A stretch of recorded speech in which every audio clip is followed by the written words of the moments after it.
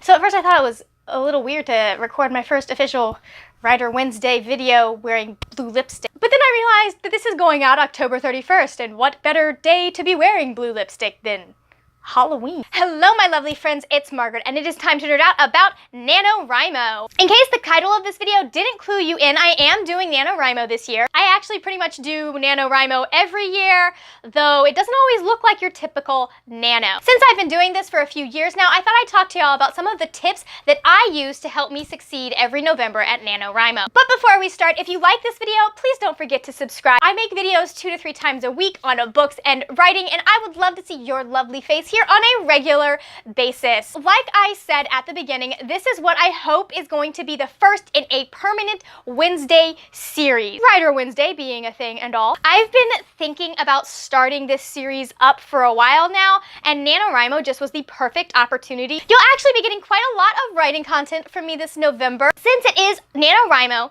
I will be doing these Wednesday videos, and in addition to that, I will be doing some NaNoWriMo writing vlogs. But don't worry, the bookish content will continue, and when December rolls around, you will have much more of it. Very quickly, for those of you that are scratching your head and going, what the heck is NaNoWriMo?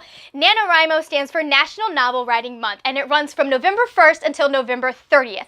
During the month of November, a whole bunch of writers get together and they try to write 50,000 words in 1 month. The goal for this is for writers everywhere to focus on their writing for 30 days and to write 50,000 words during that time. Now, for most genres, 50,000 words is not a full novel, but it is a good chunk. I personally have been doing NaNoWriMo since 2013, and my goals vary from year to year. Some years, like this year, my goal is the more traditional 50,000 words, but I have also used it in the past to focus on editing a novel that I have already written. So far, I've won twice, once in 2015 and once in 2017, but I didn't submit it for verification that year because it was a fan fiction project, and I was just like, didn't care. Last year was actually one of the years that I was doing an editing focus, so I think it's about time we got into the stuff that you clicked the title of this video for. The first tip I have for you guys is to break it down.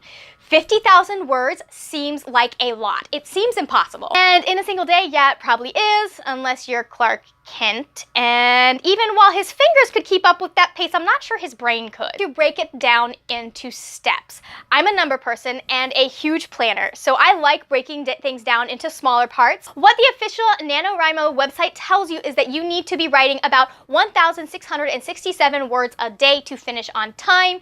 That does still sound daunting, but it's much more doable for most people than, like, you know, thinking about 50,000 words. That gets into tip number 2, which is schedules are your friend. Okay?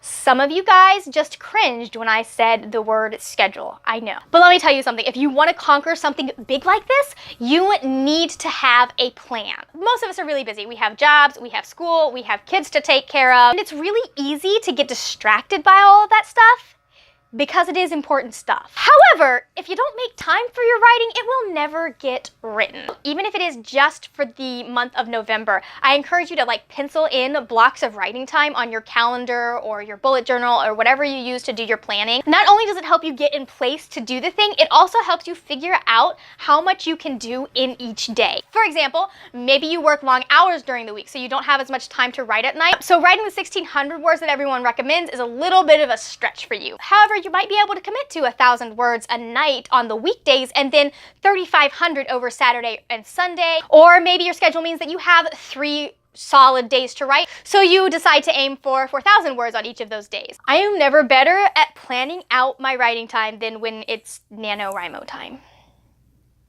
I'm a little bit of a slacker the rest of the year. My third tip is to get away. Distractions thrive when you are in a familiar environment. Right now I have laundry that needs to be done. I have a room that needs to be cleaned. There are dishes that need to be unloaded. At the moment, the laundry is keeping me from taking a nap, but if I did the laundry, then I could take a nap. Like, listen, that bed calls to you when you sit down to write.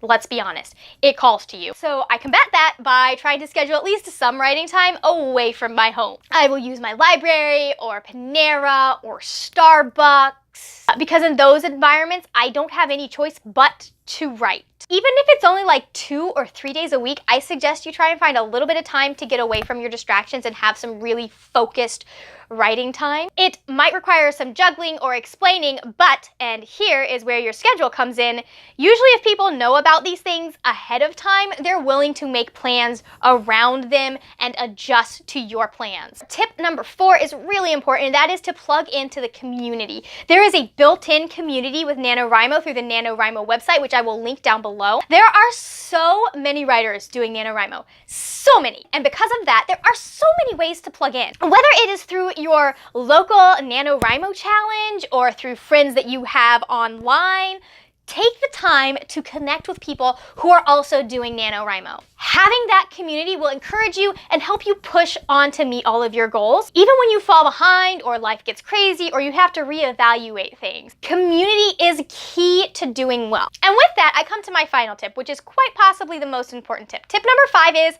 make Nano work for you. 50,000 words in a month is a lot, and sometimes it's just not feasible. But just because you can't get 50,000 words down in a month, that doesn't mean you shouldn't use November to hyper-focus your writing habits. For me, that's the most important part of NaNoWriMo. It's my excuse to say, okay, for this 1 month, I am putting aside as much as I can, and I'm gonna focus on working on my book. It's okay to make up your own goals, guys. Nano is meant to serve you, not the other way around. So if you can't do 50,000, try committing to 30,000 instead. That's half a novel, guys. A whole half a novel. Or if you're like I've been in the past where you don't want to be drafting a new project, you have one you need to edit, use it to focus on your editing. NaNoWriMo is what you make it. And even if you don't or can't make it to 50,000 words, any progress is a win in my book. All right, those are my 5 tips for winning at NaNoWriMo. So question of the day, drop down in the comments and let me know if you are doing NaNoWriMo this year or if you've done it in the past. I'm interested, I'd like to hear some of your experiences. Thank you so much for watching. If you liked this video, don't forget to give it a thumbs up. And if you want more of my bookish content, you can find me on Instagram and Twitter. Those are both @thewordnerd. And don't forget that is a 3 in nerd instead of the E. That is it for now, my friends. Happy writing, and I will see you later when we will talk about more wordy, nerdy things. Bye!